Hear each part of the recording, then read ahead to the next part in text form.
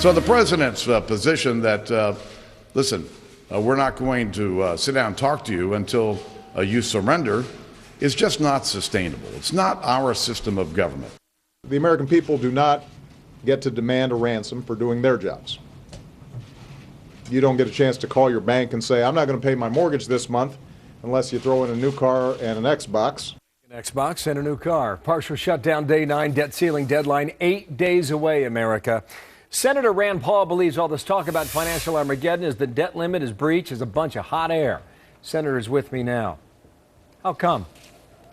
Well, the thing is we bring in about $250 billion in tax revenue every month, and our interest payment is about $20 billion. So really 10% of the money we bring in goes towards the interest payment, or a little bit less than 10%.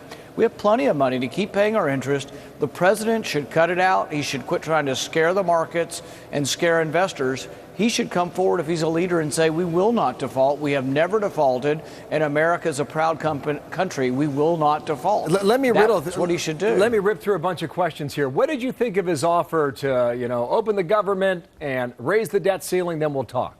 What did you think of that? Well, I agree with Speaker Boehner. He sort of wants everything he wants. He wants us to completely capitulate, and then maybe he'll talk to us later. But you have to put this in perspective. He's been president for 5 years, and he's added $7 trillion in debt. The only time he negotiated something that was good for the country was when the sequester happened at the same time we raised the debt limit in 2011. He will not negotiate unless he's forced to negotiate. His mantra, his personal belief system, everything he's about is adding debt unconditionally to this country, and I think he's dragging the country down. How then do you get him away from that position? I mean, how do you see a way out of this now? He will need to negotiate. He will need to compromise.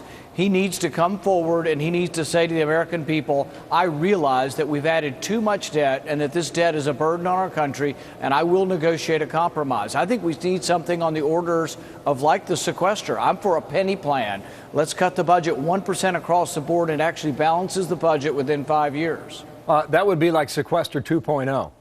But I'd love it. I'd love it. It'd be great. How do you get concessions out of the president if you believe he believes what he does?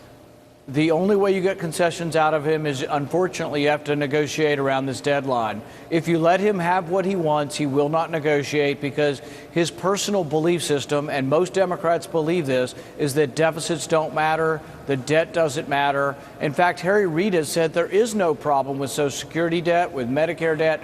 They just blindly wish it away. The only way they'll negotiate is if they're forced to negotiate. So really, you can't give in, or nothing good will happen towards trying to rectify the problem. Can Republicans get concessions on Obamacare at this moment? I'm not positive what the concessions will be, and I don't want to preclude any kind of arrangement or deal that will come forward. The deal needs to do something about the debt and something about the spending.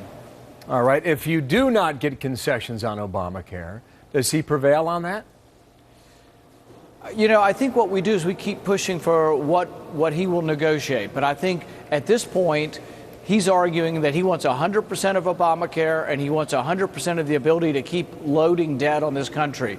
I think neither one of those are tenable positions, and he needs to compromise. He needs to negotiate. Well, we were looking at some of the headlines. Politico's been running a story, and the headline is GOP unity phrase, frustration builds. That's stated October 8th. There's another one. Washington Post shutdown exposes depth of rift between GOP lawmakers. I looked at the Politico article. I could not find a quote attributed to one member of the Republican Party that said that they were falling apart. Now, I mean, what is the true sense on the inside? Are you united or not? The truth is, don't believe everything you read on the internet. No, I think we're actually very, very united on this. The idea that we have to do something, we can't keep piling on new debt, and that raising the debt ceiling is bad, and that the only way we'll support raising a debt ceiling would be if there's significant reform to spending, significant reform to the budget. But you're saying Republicans are united? No breaks in the ranks? Yeah, I think you'll find that we're very united, that raising the debt ceiling without any kind of structural reform, any kind of budgetary reform, without any kind of concern for all this debt that President Obama's adding to the country, I don't think it's going to happen. Okay. Rand Paul, Senator, thank you for your time.